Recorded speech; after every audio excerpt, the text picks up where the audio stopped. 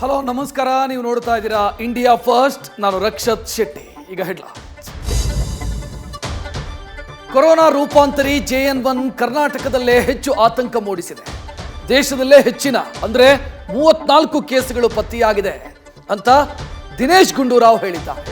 ಮುಂಜಾಗ್ರತೆಯ ಜೊತೆಗೆ ಪಾಸಿಟಿವ್ ಬಂದ್ರೆ 1 ವಾರ ಕಡ್ಡಾಯ ರಜೆ ನೀಡಬೇಕು ಅಂತ ಹೇಳಿದ್ದಾರೆ. ಆದರೆ ಇದರಿಂದ ಹೆಚ್ಚಿನ ಅಪಾಯ ಇಲ್ಲ ಅಂತ ವೈದ್ಯರು ಅಭಯ ಕೊಟ್ಟಿದ್ದಾರೆ.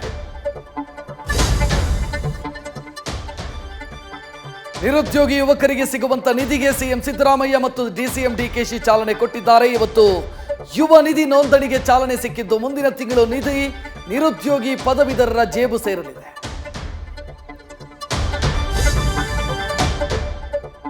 ರೈತರ ಬಗ್ಗೆ ಹಗುರವಾಗಿ ಮಾತನಾಡಿದ್ದ ಸಚಿವ ಶಿವಾನಂದ ಪಾಟೀಲ್ ವಿರುದ್ಧ ಅನ್ನದಾತರು ಗರಂ ಆಗಿದ್ದಾರೆ. ಬೆಳಗಾವಿಯ ಸಕ್ಕರೆ ನಿರ್ದೇಶನಾಲಯಕ್ಕೆ ನುಗ್ಗಿದ ರೈತರು ಸಚಿವರ ಕೋಣೆಗೆ ಬೀಗ ಹಾಕೋದಕ್ಕೆ ಯತ್ನಿಸಿದಾಗ ಹೈ ಡ್ರಾಮಾ ನಡೆದಿದೆ. ಮಿಸ್ಟ್ರಿ ಸ್ಪಿನ್ನರ್ KC ಕಾರ್ಯಪ್ಪ ಮೇಲೇನೆ ಯುವತಿ ಎಸೆದ ಗೂಗ್ಲಿಯಿಂದ ಕಾರ್ಯಪ್ಪಗೆ ಸಂಕಷ್ಟ ಎದುರಾಗೋ ಸಾಧ್ಯತೆ ಇದೆ. ಪ್ರಕರಣದಲ್ಲಿ ಡ್ರಗ್ಸ್ ಘಾಟು ಬಂದ ಹಿನ್ನೆಲೆ CCB ಅಧಿಕಾರಿಗಳು ಅಖಾಡಕ್ಕೆ ಎಂಟ್ರಿ ಆಗೋ ಸಂಭವವಿದೆ. ಇತ್ತ ಯುವತಿ ಕ್ರಿಕೆಟರ್ ಮೇಲೆ ಮತ್ತೊಂದು ಯಾರ್ಕರ್ ಎಸೆದಿದ್ದಾರೆ.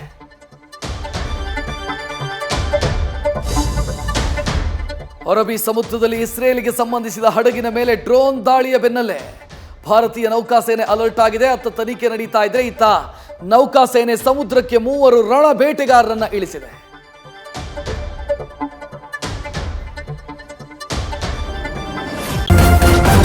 ನ್ಯೂಸ್ ಫಸ್ಟ್ ನಿರ್ಭೀತಿಯಿಂದ ನಿಮ್ಮ ಪರವಾಗಿ.